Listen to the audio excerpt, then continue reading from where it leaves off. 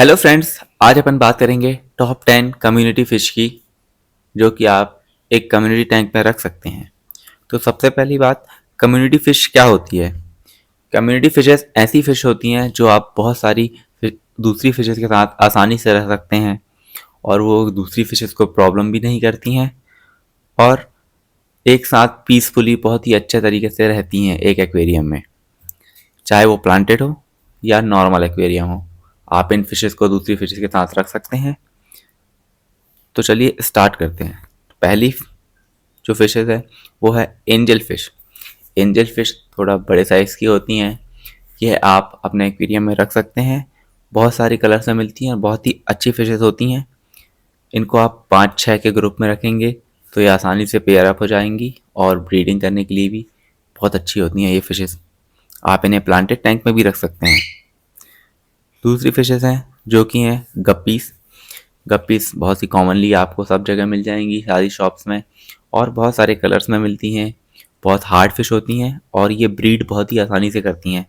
तो अगर आप ब्रीडिंग कराना चाहते हैं तो आप गप्पी फिश रख सकते हैं। डायरेक्ट बच्चे ये देती हैं और इनके बच्चे आप कलेक्ट करके अलग रख सकते हैं, आसानी से सर्वाइव कर जाते हैं। और इन्हें आप जब भी रखें तो आप 10 या 12 कम से कम साथ में रखें। उसके अलावा आप जो नेक्स्ट फिश है वो है ग्लोटेट्रा। ये आजकल नए नए ट्रेंड में चली हैं। बहुत ही प्यारी फिशेज होती हैं, बहुत सारे कलर्स में मिल रही हैं और अलग अलग लाइट्स के साथ अलग अलग कलर्स इनके पॉपअप होते हैं। बहुत ही अच्छी लगती हैं फिशेज। थोड़ी हार्ड फिश होती हैं लेकिन ये कभी कभी फिन निप करती हैं किसी किसी फिशेस के। इसके बाद आप मॉली फिशेस रख सकते हैं अपने कम्युनिटी टैंक में। ये प्लांटेड टैंक के लिए बहुत आसानी से रख सकते हैं इसको आप, और ये भी बहुत सारी कलर्स में मिलती हैं।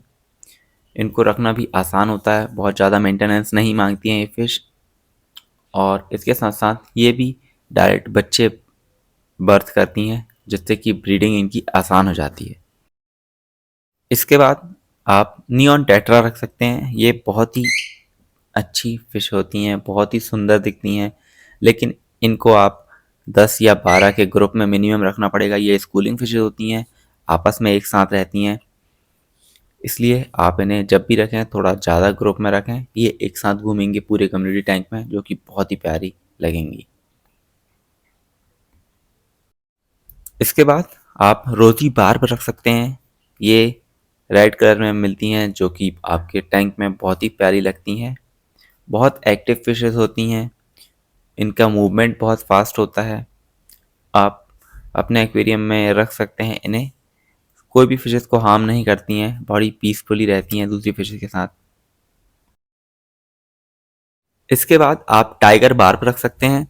ये भी रोज़ी बार्ब जैसी सेम कैटेगरी में मिलती हैं, बस इनके कलर्स थोड़े अलग होते हैं। ये हार्ड फिशेस होती हैं, इन्हें आप प्लांटेड टैंक और नॉर्मल टैंक दोनों टैंक्स में रख सकते हैं।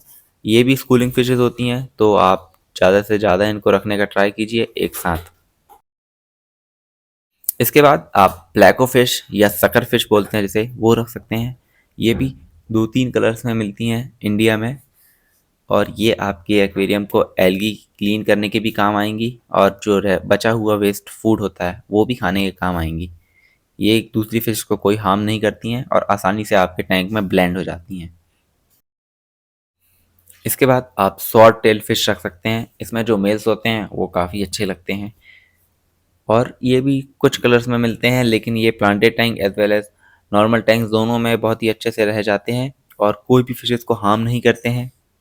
बड़े ही प्यारे लगते हैं एक साथ। इसके बाद आप ब्लैक टेट्रा रख सकते हैं आप अपने एक्वेरियम में। ये भी बहुत ही अच्छी लगेंगी।